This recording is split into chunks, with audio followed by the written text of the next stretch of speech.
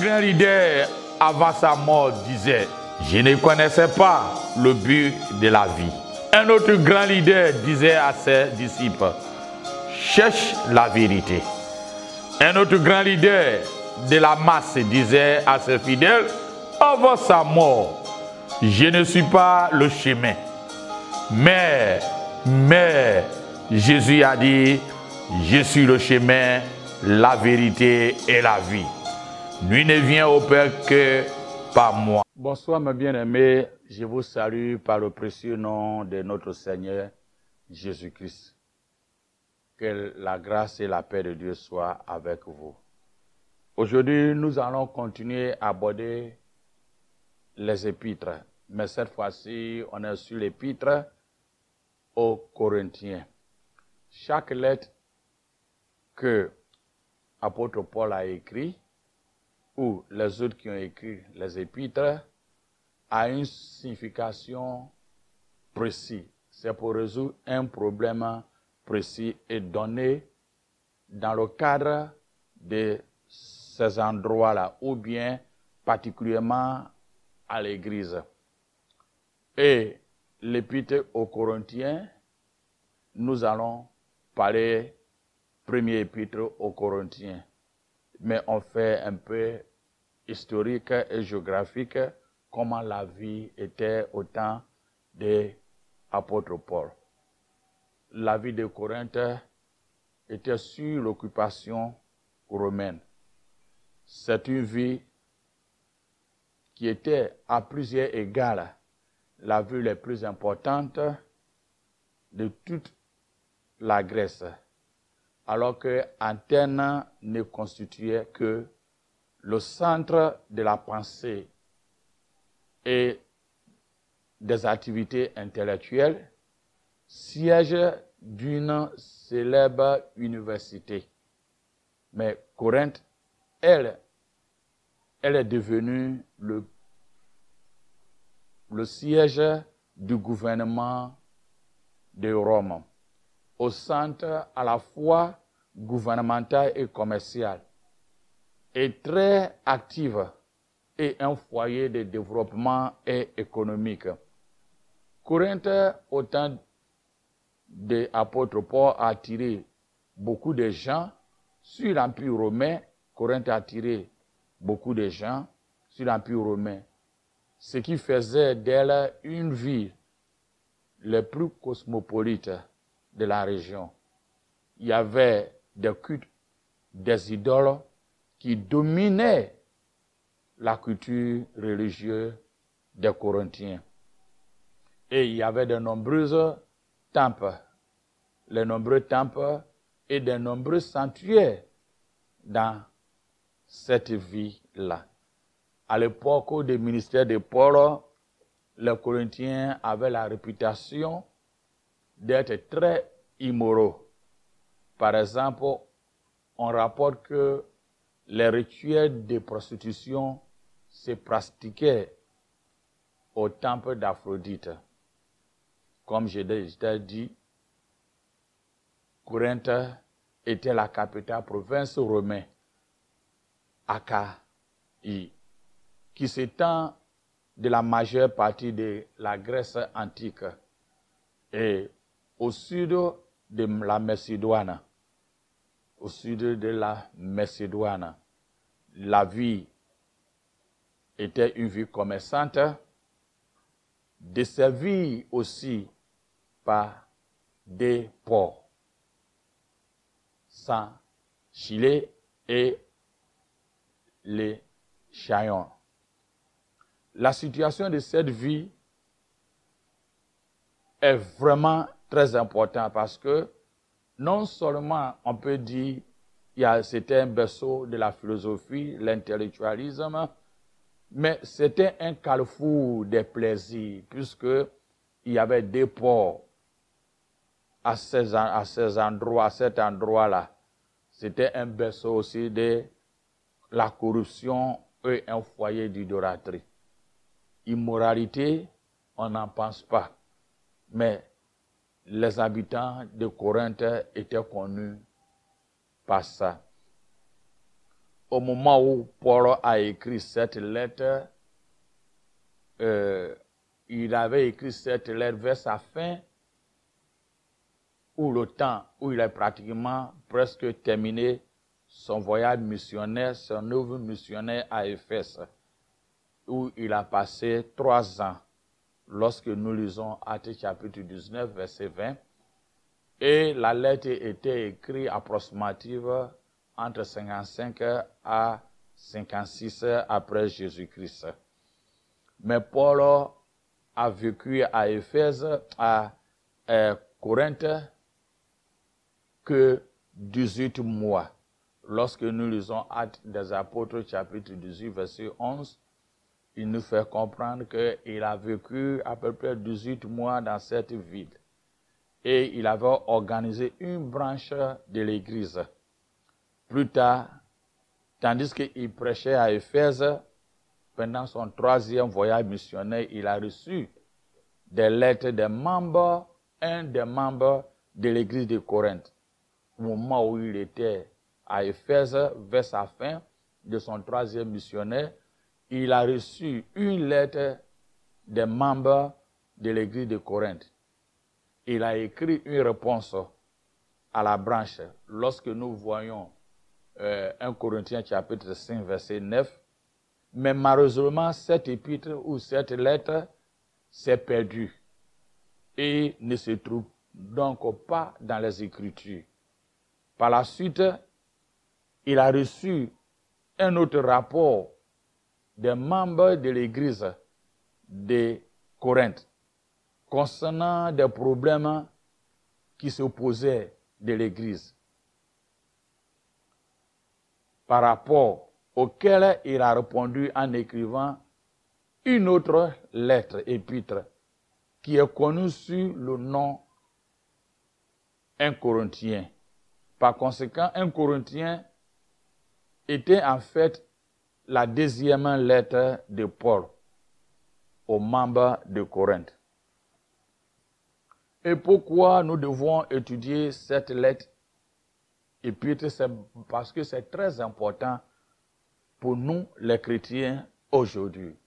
Et ça regorge beaucoup d'enseignements qui n'ont jamais changé. Dans 1 Corinthien, il y avait des gens de la maison de Chloé, 1 Corinthiens chapitre 1, verset 12. Il nous fait comprendre qu'il y avait des gens de la maison de Chloé. Chloé, sans doute, était une femme. Et il y avait 3 émissaires qui étaient venus faire un rapport à l'apôtre Paul concernant des choses très graves à l'Église. Le premier rapport qui était arrivé est qu'il y a 4 parties dans l'Église lorsque nous voyons chapitre 1, verset 12.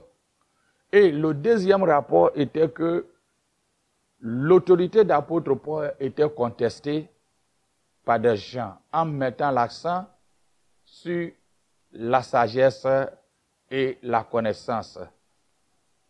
Et le 3e rapport était ceci, qu'un chrétien vivait dans une relation incestueuse sans que l'Église ne réagisse.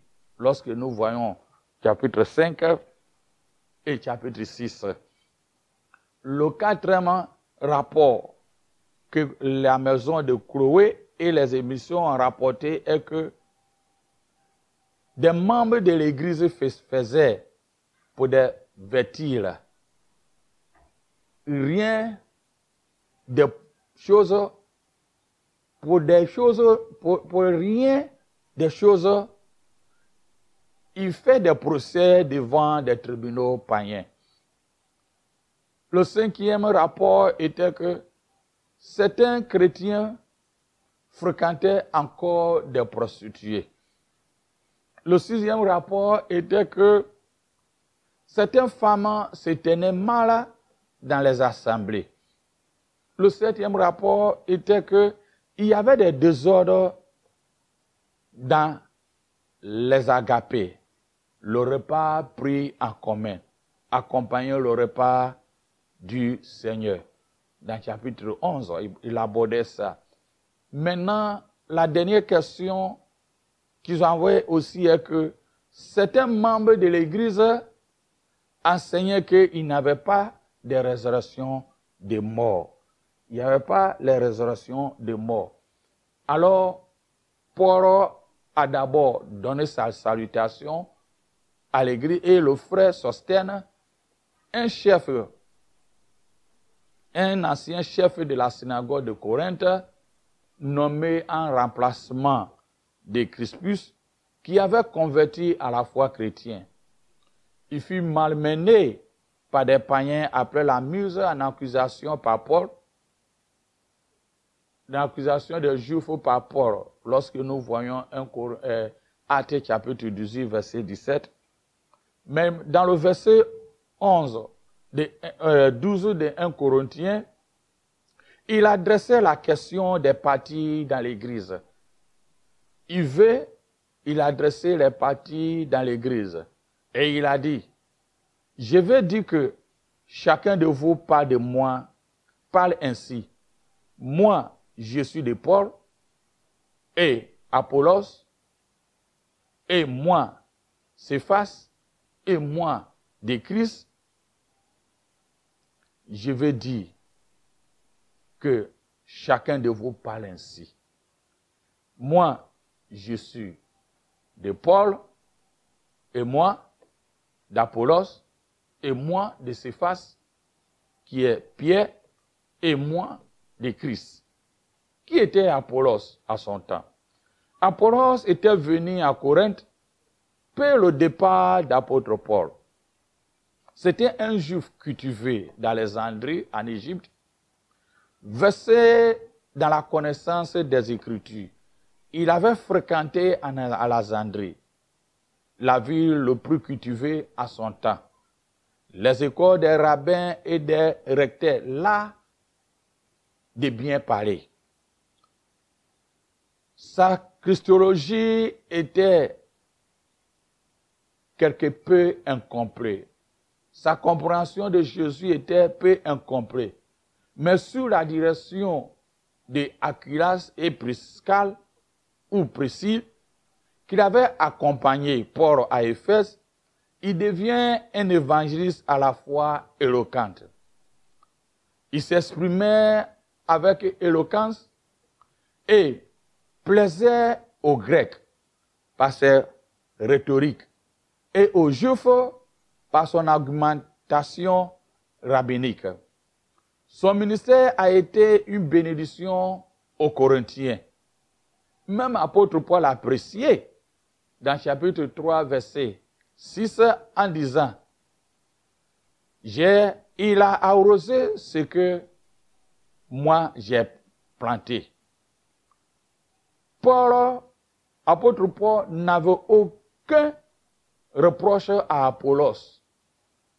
Ceci n'est pas ou n'est plus responsable, ou Apollos aussi n'est plus responsable de ses parties, ce qui concerne Paul et lui.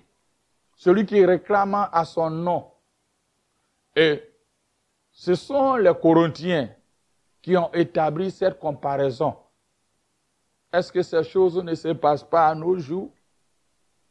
En regardant l'un ou l'autre, voir la manière où il articule, ou sa personnalité, on fait des distinctions des uns et des autres en créant des problèmes pour les uns et les autres. Ceci me fait rappeler ce qui était arrivé.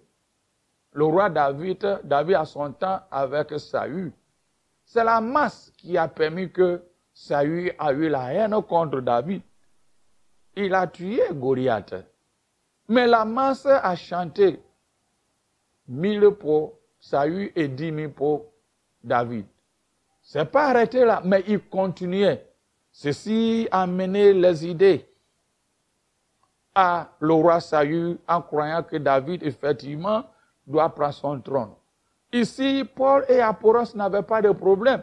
Les uns et les autres, même Paul a, comme on appelle, apprécié ce qu'il a planté et Apollos en train de l'arroser. Mais l'Église a commencé à faire des distinctions. Ça arrive dans nos dénominations où on essaie de créer des partis, tel groupe et tel groupe et tel groupe et tel groupe. Même si ce n'est pas concernant les dirigeants, mais concernant une église locale même, on arrive à faire ça. Apollos n'est pas encouragé ses partisans des choses qui n'honorent pas Christ. Et après quelque temps, il s'est retourné à Éphèse. Et à Éphèse, il devait revenir à Corinthe. Mais il a désisté de venir. Lorsque nous lisons 1 Corinthiens chapitre 7, verset 12, il dit ceci. Pour ce qui est de frère Apollos, c'est Paul qui parle. Ce qui est de frère Apollos, je l'avais beaucoup exhorté à se rendre chez vous avec les frères. Mais ce n'était décidément pas sa volonté de le faire maintenant. Il repartira quand il en aura l'occasion. Il n'avait pas voulu, bien-aimé, faire attention que la congrégation ne détruit pas ton ministère.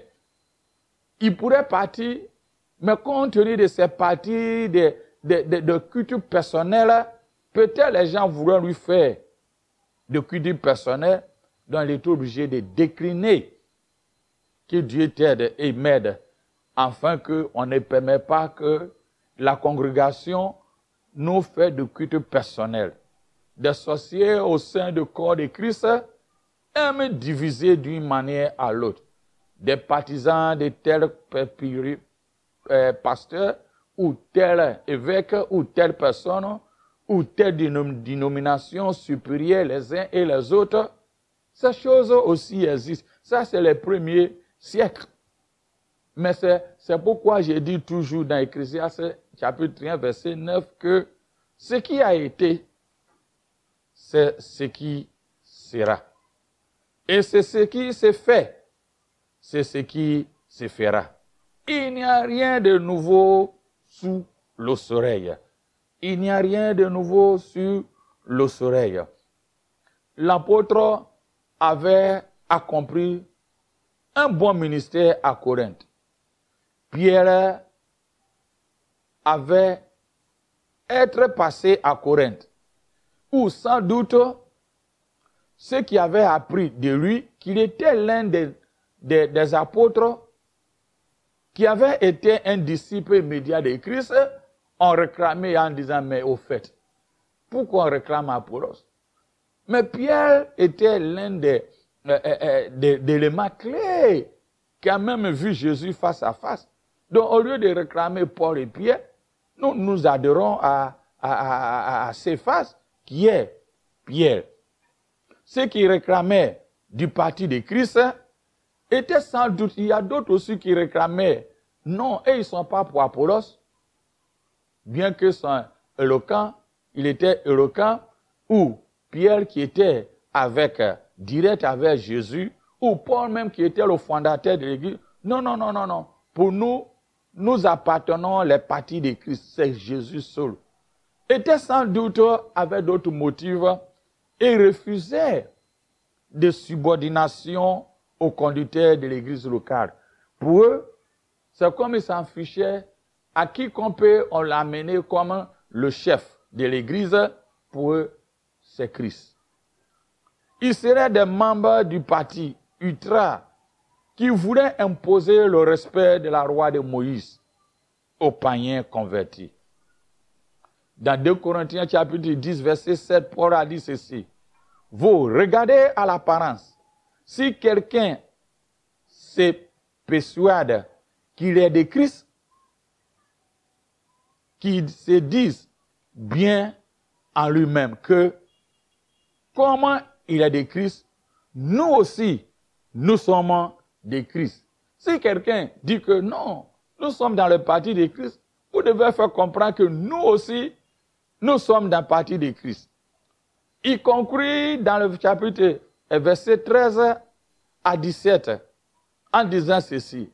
Christ était divisé, Paul a-t-il été crucifié pour vous, ou est-ce au nom de Paul que vous avez été baptisé?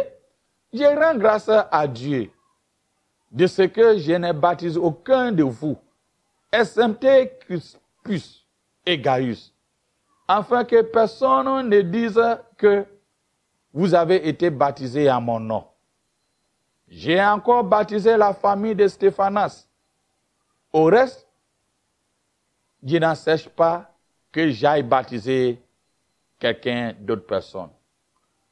Ce n'est pas pour baptiser que Christ m'a envoyé, c'est pour annoncer l'évangile. Et c'est là ça, la sagesse du langage, afin que la croix de Christ ne soit pas rendue vaine. Lorsque Paul concluait, il a conclu en répondant au sujet des divisions. Mais il a soulevé une autre question, comment il a discipliné ou bien déconsidéré ou décrédité ou discrédité le baptême d'eau. Ce n'est pas pour baptiser que Christ m'a envoyé, c'est pour annoncer l'évangile. Il montre dans Romains 6 qu'il valorise le baptême comme une institution du Seigneur.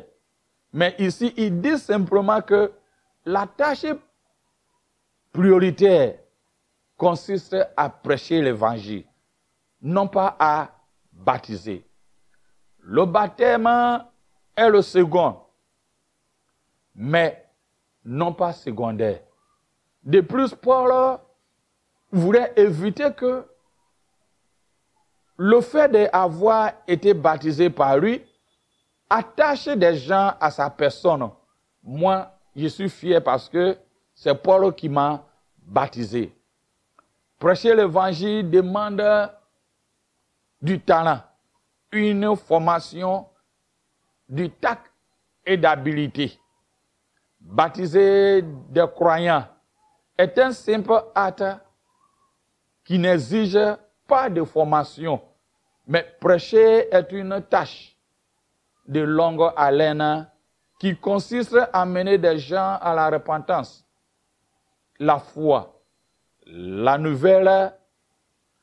vie nouvelle et la croissance. Le baptême est un acte unique qui distingue le chrétien des gens de ce monde. Alors la prédication a lieu tous les jours et tout le temps et tous les dimanches et à tout moment. Pour ne pas discréditer nulle part le baptême, mais il suit l'exemple de Jésus-Christ durant son ministère terrestre. Christ proclamait l'évangile et ses disciples baptisaient. Lorsque nous lisons Évangile selon Jean chapitre 4, versets 1 à 2. Les trois émissaires qui étaient venus à Corinthe ont dit à Paul que l'autorité était contestée par des gens mettant accent sur la connaissance. La deuxième est que son autorité est contestée. Certains Corinthiens étaient au centre intellectuel, plein de vitalité, situé au non loin des antennes, et faisait leur fierté de sa grandeur, culture philosophique et intellectuelle. Donc ils adorent beaucoup ce qui est la philosophie, l'intellectuel. Lorsque le christianisme est arrivé à Corinthe, l'élite intellectuelle à l'époque a rejeté les chrétiens de Corinthe. Ils se sont retrouvés au cœur d'une certaine crise. Et ils se posaient la question, si le christianisme était vrai, alors pourquoi les plus grands penseurs ou philosophes à l'époque rejettent-ils ces choses? Paul remet en question cette proposition en démontrant que lorsque les gens doivent faire face à la vérité, il n'est pas naturel pour eux de l'accepter. C'est plutôt l'inverse qui se passe. Les réactions naturelles ont été rejetées. Pourquoi? Paul nous dit à Corinthiens 1, verset 18, car la parole de la croix est folie pour ceux qui périssent. Pour les non-croyants, donc, les esprits sont obscurs par le péché. L'idée d'adorer le Sauveur crucifié est de la pure folie. Comme ça se passe dans nos jours. Les gens ne sont pas neutres à la base. Leur vision du monde est directement opposée à la vérité de Dieu, à moins que le Saint-Esprit ne ouvre les yeux. Ils ne prendront jamais positivement le message de la croix. Le message de la croix est une folie pour eux. Le message de la croix. Dans versets 18 à 20, Paul a dit, car la prédication de la croix est une folie pour ceux qui périssent. Mais pour nous qui sommes sauvés, elle est une puissance de Dieu. Aussi est-il, j'ai détruit la sagesse des sages et j'anéantirai l'intelligence des intelligents. Où est le sage? Où est le scribe? Où est le disputeur de ce siècle? Dieu n'a-t-il pas convaincu la folie de la sagesse du monde? Un théologien éminent dit ceci. Contraste il fait cette distinction entre la sagesse du monde et la sagesse de Dieu. Il a dit, la sagesse a été secrète jusqu'à présent comme Dieu seul. Ce sont donc les vérités que l'homme ne peut pas trouver par lui-même, par son intelligence et par son observation. Elle était mystère pour le sens biblique à son thème, c'est-à-dire une vérité qui n'est accessible qu'une révélation que Dieu donne. Lorsque nous voyons Romains chapitre 16, il dit, la sagesse est restée cachée pendant de longs siècles, pendant lesquels Dieu n'est pas jugé bon de révéler. Elle est restée cachée au monde. Dieu l'avait préparée avant le commencement du monde. Le 4, les grands de ce monde ne le connaissaient pas. La preuve, c'est qu'ici, ils le connaissent, ils n'ont pas crucifié Christ glorifié. La sagesse n'amène pas les sources empiriques, c'est-à-dire l'œil, ce qui l'œil n'est pas vu. Elle n'est pas partie de connaissances traditionnelles. La sagesse n'est pas la connaissance traditionnelle de communauté. Elle est ce que l'œil n'a pas vu. La sagesse n'est pas accessible par la connaissance intuitive ou par imagination. Elle peut seulement être connue par une révélation. Combien il est vrai que Dieu se plaît à accomplir ses destins par des voies qui semblent insensées aux hommes. Que de fois, il emploie des méthodes que le sage de ce monde trouve ridicules. Pourtant, elle obtient des résultats remarquables. Bien-aimés, c'est très important. Paul nous fait comprendre que la sagesse de ce monde n'est pas, dans aucun cas, peut comprendre des choses de Dieu. Et si, avec la sagesse et la connaissance de ce monde, il n'allait pas crucifier Jésus glorifié, le Seigneur glorifié. Aujourd'hui encore, la croix est devenue la folie à certains qui se posent la question comment Dieu peut être homme et être crucifié. Mais c'est des choses insensées. Dieu prend ce qui est insignifiant pour glorifier confondre ce monde. Un grand leader, avant sa mort, disait, je ne connaissais pas le but de la vie. Un autre grand leader disait à ses disciples, cherche la vérité. Un autre grand leader de la masse disait à ses fidèles, avant sa mort, je ne suis pas le chemin. Mais Jésus a dit, je suis le chemin, la vérité et la vie. Nul ne vient au Père que par moi.